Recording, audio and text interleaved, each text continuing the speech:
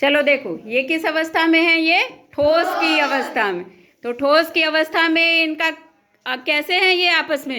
एकदम से सटे हुए। ठीक है, ये कैसे हैं?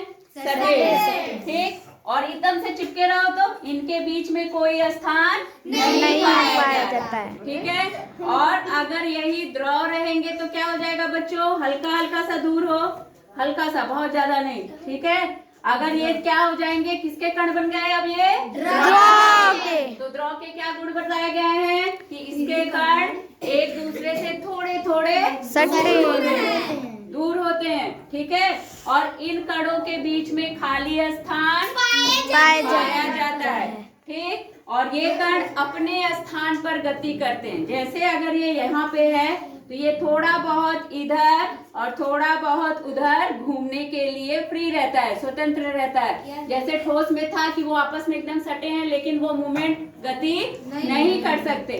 लेकिन द्रव में क्या है? द्रव में क्या है कि वो अपने स्थान पर गति कर सकते हैं। ठीक है, और गति करने के कारण ही इनका आकार कैसा होता है? निश्चित नहीं होता है। ठीक है, द्रव पदार्थ में क्या कहा गया कि ये कण थोड़े थोड़े दूर हैं, इनके बीच का आकर्षण बल भी तब फिर ठोस की तुलना में कैसा होगा बच्चों? कम होगा। ठीक है, और ये आपस में बंधे तो रहेंगे लेकिन अपने स्थान पर ये इधर उधर गति कर सकते हैं। और इसी लिए यही कारण है कि द्रव का जो आकार होता है वो कैसा होता है? निश्चित नहीं होता। इसको द्रव को जिस बर्तन में रख दोगे वो उसी बर्तन का आकार ले लेता है। जैसे अगर हम पानी को कटोरी में डालें तो वो कैसा दिखेगा? कटोरी के आकार का। अगर हम ग्लास में डालें तो ग्लास के आकार का। जिस भी बर्तन में हम द्रव पदार्थों को डालेंगे, चाहे वो पानी हो, दूध हो, तेल हो, वो उस बर्तन की आकृति को ग्रहण कर लेता है। तो ये अवस्था हो गई किसकी बच्चों? द्रव की। अब हम गैस के कणों की बात करें तो गैस के कण आपस में बिल्कुल जुड़े हुए नहीं होते हैं। आगे आ जाओ, ये क्या होते हैं? ये एक दूसरे से बहुत दूर दूर होते हैं। क्योंकि ये क्लास है, इसमें हम उतना नहीं कर पाएंगे। तो ये क्या है? ये किसकी अवस्था आ गई है? गैस में कणों की व्यवस्था ऐसी है कि गैस के कण जो है वो एक दूसरे से बिल्कुल दूर दूर होते हैं। अब जब ये दोनों एक दूसरे से दूर हैं तो इनके बीच में स्थान भी ढेर सारा है और जो आकर्षण बल है वो कैसा है? ना के बराबर। ये कहीं पे भी आने जाने के लिए क्या है? स्वतंत्र हैं। वो कहीं पे भी आने जाने के लिए स्वतंत्र हैं। ठीक है, और जब इन लोगों के बीच में इतना स्थान है और हर कण कहीं पर भी जा सकता है तो बच्चों इनका आकार निश्चित होगा? नहीं। कैसा होगा? अनिश्चित।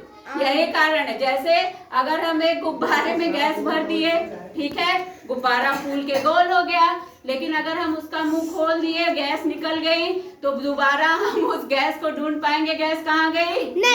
नहीं, और गुब्बारा भी पिचक जाएगा। तो उसका क्या है? गैस का आकार निश्चित नहीं होता है और उसका आयतन भी निश्चित नहीं होता है। अगर हम गुब्बारे को गैस में भरे तो गैस गुब्बारे का बड़ा सा आकार ले ली, उसका कुछ भार हो जाएगा 1 ग्राम, 2 ग्राम, 3 ग्राम। लेकिन जैसे ही गुब्बारे में से गैस निकल गई, ना तो गैस आपको दिखाई देगी कि वो गोल थी कि क्या थी, गुब्बारा पिचक के गिर जाएगा और उसका भार, गुब्बारे में हवा नहीं रहेगी तो गुब्बारे के भार में परिवर्तन आएगा ना।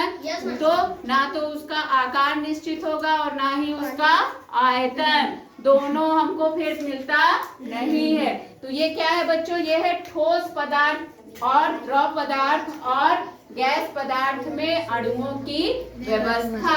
किस तरह से इन पदार्थों में अणु रहते हैं। ठीक है, तो इतना याद रखिए और इन बच्चों के उससे भी याद रखो। आ जाओ तीनों लोग कि ये ठोस के कण थे तो आपस में सटे थे। ठीक है, बीच में स्थान नहीं था और गति करने के लिए स्वतंत्र नहीं थे। आकर्षण बल बहुत अधिक था, इसलिए इनका आकार और आकृति दोनों निश्चित थी, आयतन भी निश्चित था।